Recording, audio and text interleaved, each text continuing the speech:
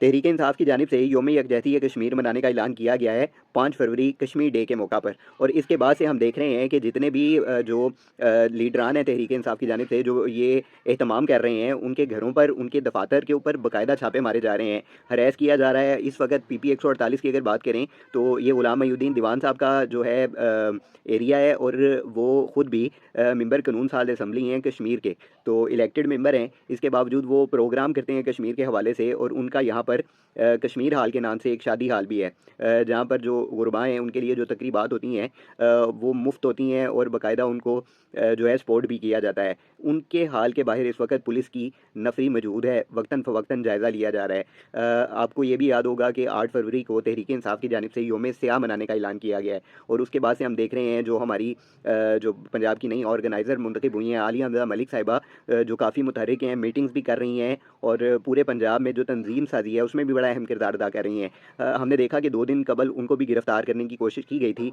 लेकिन वकला हज़रात की वजह से और जो मेंबरान थे उनकी वजह से ऐसा मुमकिन नहीं हो पाया। बहरहाल जब भी कोई इस तरह का प्रोटेस्ट होता है, या कोई ऐसा स्पेशल ऐसा कोई दिन आता है जहाँ पर तहरीक इंसाफ अपना कोई प्रोग्राम करना चाहती है, तो मौजूदा हुकूमत फ़ौरी तौर के ऊपर उसका एक कंट्रोल सँभालने की कोशिश करती है। पुलिस की नफ़री वहाँ पर पहुँचा दी जाती है, और जो वर्करान हैं उनको हरास किया जाता है। तो is this a democratic state?